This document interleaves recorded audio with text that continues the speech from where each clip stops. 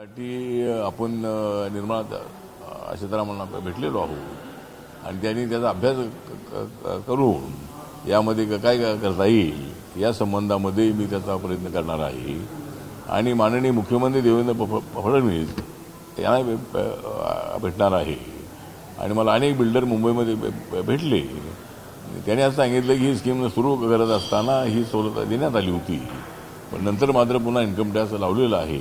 त्यामुळे आम्हाला ही स्कीम राबवण्यामध्ये अडचण येते आहे आणि राज्य सरकारला सुद्धा त्याच्यामधली काय रक्कम अगोदर भरावी लागते. त्यामुळं त्यामध्ये सूट द्यावी अशी मागणी अनेक बिल्डरची आहे. म्हणून आज मी भेट घेतलेली आहे आणि त्याने आश्वासन दिलेलं आहे याचा अभ्यास करून नक्की या संबंधामध्ये काय निर्णय घेता येईल पॉझिटिव्ह त्याचा विचार करू असं त्यांनी सांगितलेलं आहे.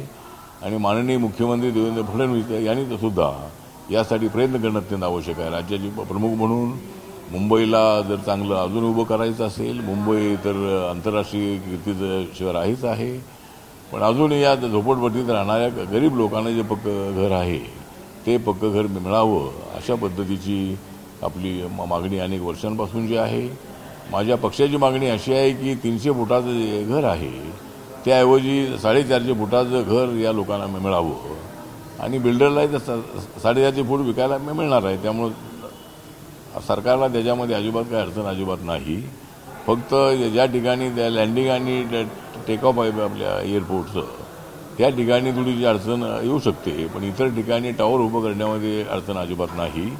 त्यामुळं ही मागणी आमची आहे आणि मुंबईमध्ये राहणाऱ्या झोपडपट्टीतल्या माणसांना मिळालाच पाहिजे अशी आमची आग्रही मागणी आहे. आपण जेव्हा भेट घेतली त्या भेट घेतल्यानंतर केंद्रीय अर्थमंत्र्यांनी आपल्याला काय आश्वासन दिलं? केंद्रीय मंत्री ज्या मॅडम आहेत त्यांनी मला आता सांगितलेलं आहे की याचा अभ्यास करून या संबंधामध्ये मुंबईच्या डेव्हलपमेंटच्या बाजून आम्ही आहोत आणि मुंबईची डेव्हलपमेंट चांगली व्हावी हीच आमची भूमिका आहे. तर बिल्डरला जर ती काही अडचण येत असेल तर त्याचा काय जो विचार आहे तो कसा करता येईल त्याचा विचार पॉझिटिव्ह करण्याच्या संबंधामध्ये आम्ही विचार करू असं त्या म्हणालेले आहे. त्यामुळं परत एकदा माननीय मुख्यमंत्र्यांना मी भेटणार आहे आणि त्यांनी सुद्धा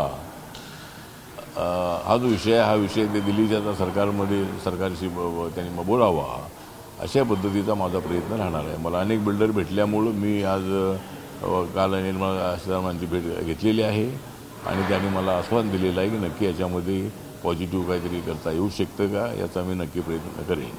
सर, जर बघितलं तर महायुतीचा महापौर मुंबईत होतोय, आपण महायुतीचा घटक पक्ष आहे, रिपाईला उपमहापौर पद द्यावं अशी खूप चर्चा आहे. तुमची काय त्या स्पष्ट मागणी आहे? नाही, आमची मागणी आहे मुंबईमध्ये नाही, पुण्यामध्ये आम्हाला उपमहापौर मिळालेलं आहे.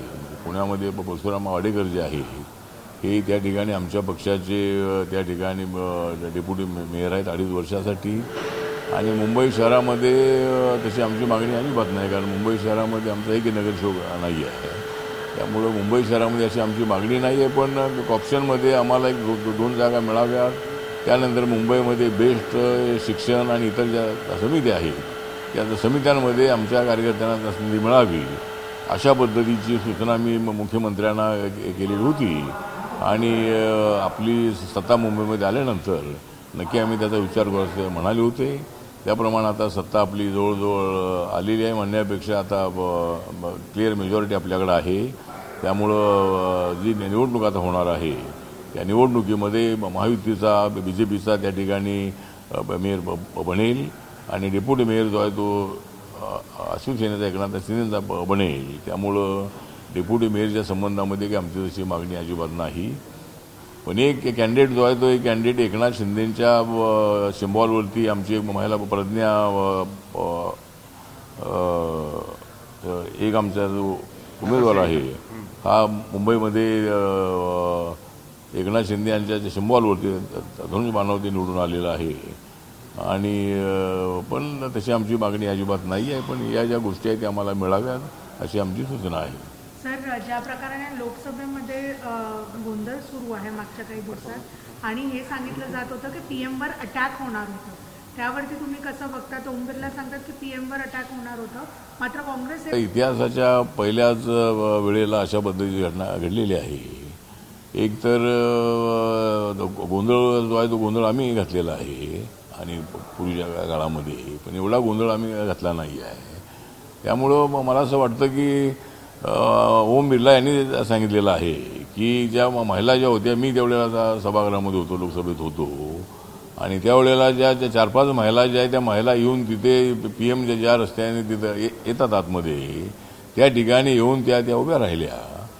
एक तर आमच्याकडून आम्ही काय असा विरोध केलाय नाही, परंतु त्या महिलांनी अशा पद्धतीनं त्या ठिकाणी येणं अत्यंत चुकीचं होतं. तुम्हाला घोषणा द्यायच्या तिकडे जाऊन तुम्ही घोषणा द्या. मागच्या वेळेला एकदा त्यांच्या घोषणा चालू असताना PMने उत्तर दिलेलं आहे.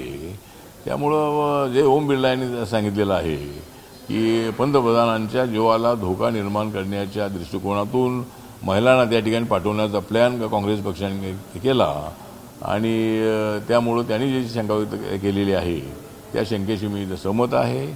पण तसा हल्ला कोणी करण्याचा प्रयत्न केला तर आम्ही त्या ठिकाणी होतो. असा हल्ला काही PM वरती कोणी करू शकेल असं नाही आहे. पण ओम बिर्ला यांनी शंका व्यक्त केलेली आहे की अशा पद्धतीनं त्या पहिल्यांदाच अशा महिला या बाजूला आल्या सत्ताधाऱ्यांच्या, त्यामुळे त्यांनी शंका व्यक्त केलेली आहे. ती शंका त्यांच्या मनामध्ये आहे, ती बरोबरच आहे. पण हल्ला कोणी करण्याचा प्रयत्न केला तर आम्ही त्या ठिकाणी होतो त्यांचं संरक्षण करण्यासाठी. पण अशा पद्धतीच्या घटना घडू नयेत. संसदेमध्ये चर्चा होणं अत्यंत आवश्यक आहे, आणि जी भूमिका मांडायची आहे ते मांडण्याचा सगळ्यांना अधिकार आहे, आणि कुणाला बोलू दिलं जात नाही असं जे म्हणतात ते चुकीचं आहे. म्हणजे सगळ्यांना बोलू दिलं जाते. आता मी माझा पक्ष आहे, माझ्या पक्षाचा मी जरी मंत्री असलो तरी मी पक्षाचा प्रमुख आहे, आणि मला प्रत्येक विषयावरती बोलायची संधी मिळते. पण 3 मिनिटंच मला बोलायची संधी मिळते आणि लगेच माईक बंद होतो. त्यामुळे आता मी काय म्हणत नाही मला बोलू दिलं जात नाही, पण आता आमचा वेळ तेवढा असतो. मी BJPच्या लोकांना सांगितलं की मला थोडी 8-10 मिनिटं द्या, तुमच्यामधला थोडा वेळ तुम्ही द्या. तर मग माझ्या पक्षाला ते 3 मिनिटं मिळतात आणि त्यामध्ये मला काय मांडता येत नाही आहे. त्यामुळं अनेक वेळ माझी अडचण होती आहे. तर म्हणून राहुल गांधी यांना बोलू दिलं गेलं नाही असं अजिबात नाही. त्यांनी त्याच्या अगोदर बराच वेळ भाषण केलेलं होतं. त्यामुळं त्यांनी ज्यावेळेला वादग्रस्त अशी भूमिका मांडली त्यावेळेला अशा पद्धतीचा प्रकार घडलेला आहे. आणि कुठल्याही बॉर्डरवरती जे सैनिक असतात त्या सैनिकांचं जे काम असतं ते बॉर्डरचं संरक्षण करण्याचं असतं, आणि जर ते आपल्या सीमेच्या आतमध्ये कोणी येत असेल तर त्यांना अडवण्याचं काम सैनिकांचं असतं. त्यामुळं त्यामध्ये पंतप्रधानांना विचारलं पाहिजे, कोणाला विचारलं पाहिजे असं अजिबात नाही आहे. संरक्षण मंत्र्यांना विचारलं पाहिजे असं अजिबात नाही आहे. त्या ठिकाणी जर कोणी आपल्या बॉर्डरमध्ये घुसत असेल, चायनाचे जर आर्मीवाले मागच्या वेळेला घुसले त्यावेळेला आपल्या सगळ्या सैनिकांनी त्यांना अडवलं होतं. त्यावेळेला काय पंतप्रधानांनी सांगितलं होतं असं अजिबात नाही आहे. त्यामुळं नरवणे यांनी जे काय ते त्यांची शंका व्यक्त केलेली असेल, तुम्ही कारवाई करा आत्ता काय ते म्हणालेले आहेत की योग्य ती आपण निर्णय घ्या, जे काय असेल त्या पद्धतीनं आपण घ्या, असं नरवणे त्यांच्या पुस्तकामध्ये काहीतरी उल्लेख आहे. त्यामुळं पंतप्रधान शांत बसले होते असं अजिबात नाही आहे. म्हणजे पंतप्रधान हे अत्यंत ॲक्टिव्ह आहेत, आणि चायना जर आमच्यावर अशा पद्धतीनं आमच्या बॉर्डरच्या आतमध्ये येत असेल तर चायनाच्या सैनिकांना आणि चायनाला अडवलंच पाहिजे अशी आमची भूमिका आहे.